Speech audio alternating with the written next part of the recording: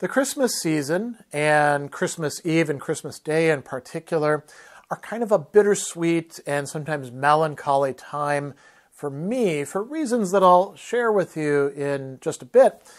You could say that they stem from a contrast between the present time and a past that I experienced really from my childhood all the way through into my late 20s, centered around a particular place and my large family, the Lemrise family, and all of the interactions and joy and warmth and connections that we had in that time, all the things that we did together. So I'm going to tell you the story about that. It's not the entire story of Christmas time for me. There's many other memories as well, but I think this may be something interesting for all of you, and it's certainly been on my mind lately as we lead up to Christmas. And I was thinking about this in particular last night. We went to kind of a fancy event where they had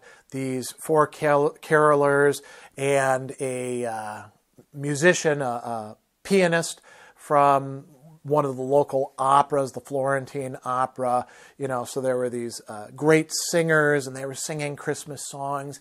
And, I was sitting next to my wife with my mother-in-law on the other side, and we're all kind of like, listening to the music. And I felt myself near tears with some of the songs because I was thinking about all the things they reminded me of in these much earlier times from,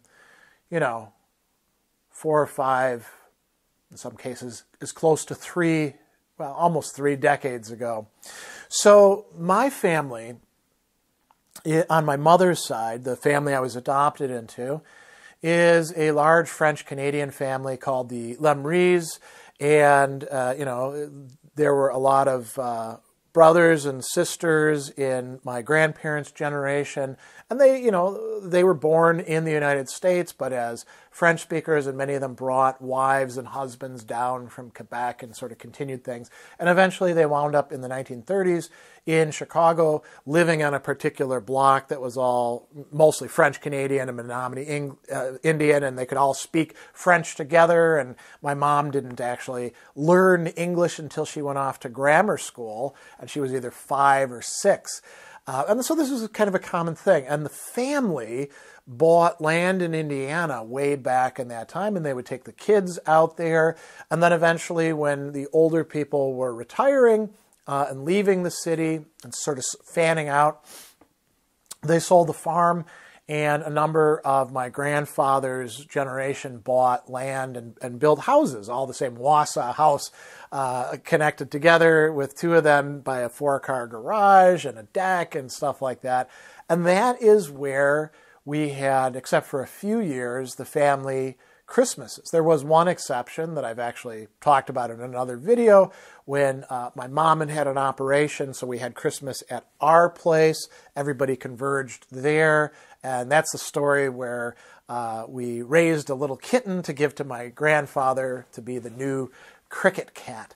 But for the most part, it meant driving down to Northwestern Indiana, just north of Roselawn, off of Highway 65, and we would generally show up on Christmas Eve, rarely the day before, because, oftentimes my dad had to work, or after he died, my mom would have to work, and so we would have this big drive down, and we would leave our house near Wales, Wisconsin, get onto 94, take that through Milwaukee, through what we called the Spaghetti Bowl back then, all these roads going off in different directions, including the Bridge to Nowhere that you may have seen in the Blues Brothers movie, and then down past Racine and Kenosha into the Chicagoland area. Oftentimes we would stop for McDonald's in Racine, or we would stop at one of the oases along 94.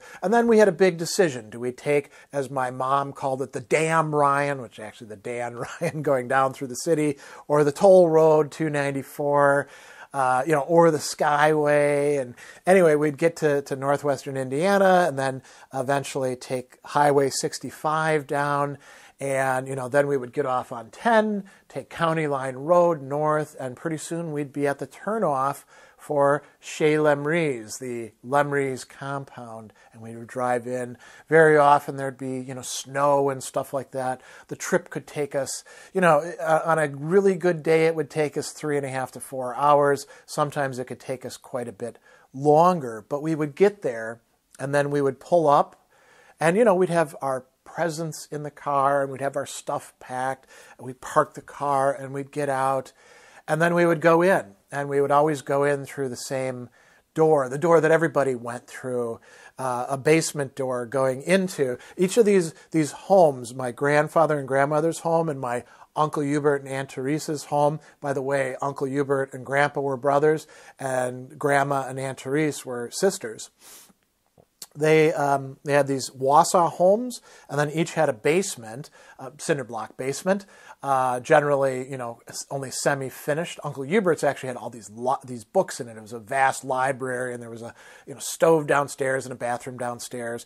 But cinder block walls and all sorts of random furniture in there, including a church pew, that had come from a place that we often used to take naps on. And then there was a garage that was a 4-car garage connecting the two. And so it was like one big complex. And we'd go in through that door, and there'd always be somebody at the door. Once we went in greeting us, we'd all go in, my dad, my mom, my sister, and I. And, we would hear this big cheer, they're here, And then people would be coming and hugging us. Aunt Tunny would be there pinching our cheeks and, doing various stuff. It was usually the late afternoon when that would happen. And the smell of food would hit you because things were being prepared upstairs and downstairs for the big family feast. And, you'd sit in there and everyone would, start talking to you. It was nice and warm. There was a wood-burning stove in the basement right as soon as you walked in. So you'd smell the wood and feel the heat coming off of it. And, we would go in and eventually things would get sort of set up, you could say, and people would shake hands and hug and stuff like that. And then things would get underway. And for some of us, that meant doing some chores, some cooking. I might be peeling potatoes, which then would be cooked, boiled, and then riced with a special ricer. Grandpa at that time was the person in charge of cooking the oyster stew, which sometimes I would help out with. But a lot of the time, we would just be enjoying ourselves, and have a soda, which was kind of a thing for special occasions, and start talking with the relatives who we hadn't seen for a while, my cousins, my uncles, my aunts, various other relatives. Maybe Grandpa's twin brother, Father Art, the Viatorian, would be there as well. And Uncle Hubert would, come up and give you a handshake and a hug and want to know what you'd been reading and stuff like that.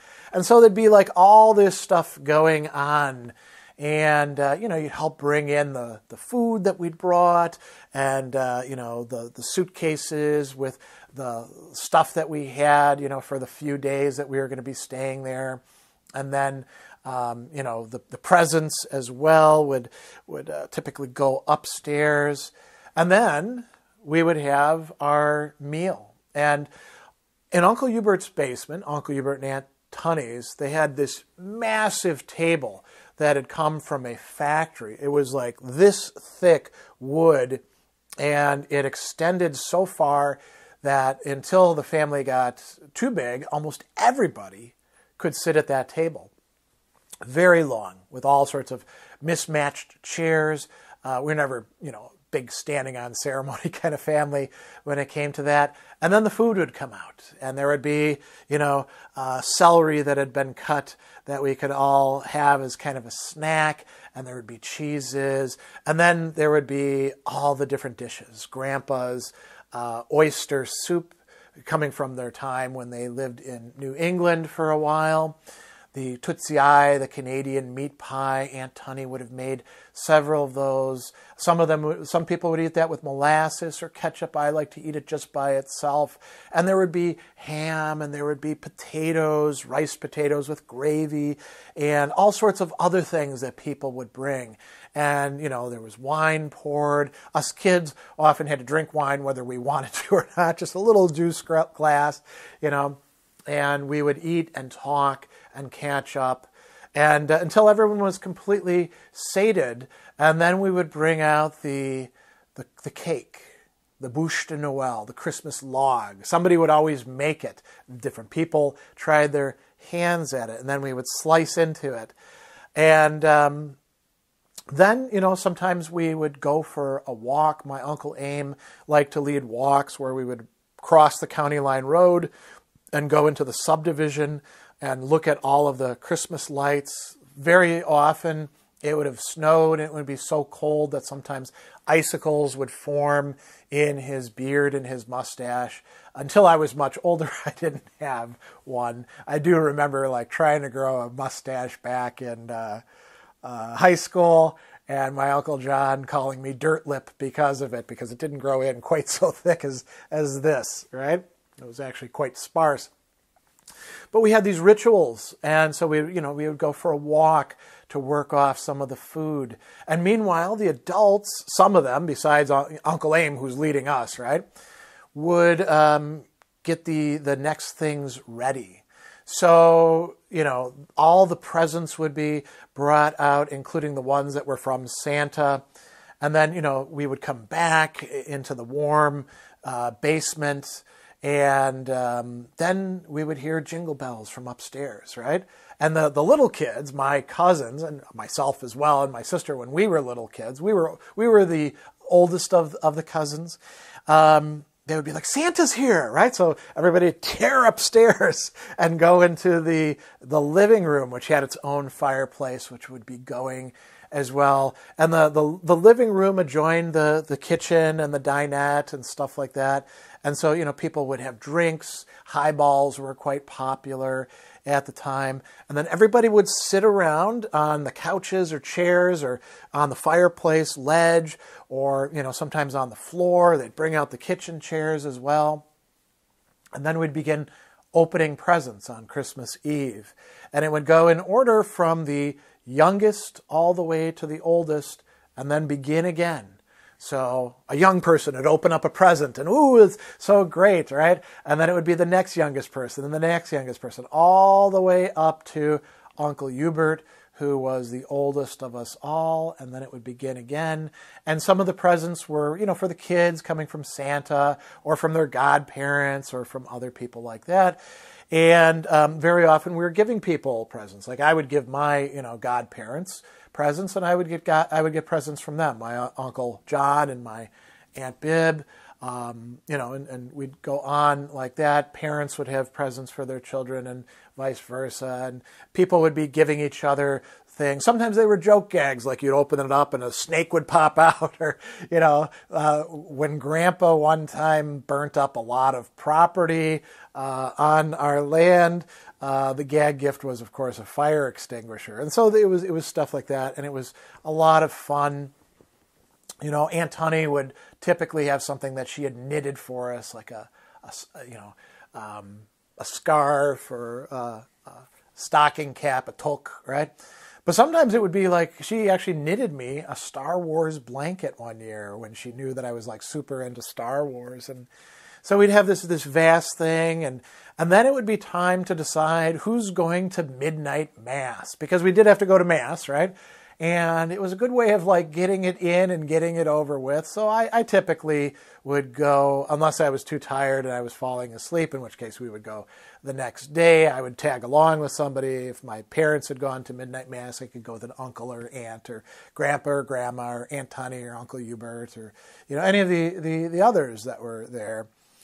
And then the day would come to a close. And so we had a lot of our Christmas already in on Christmas Eve. And then Christmas Day could just be relaxing, hanging out with everybody, having fun.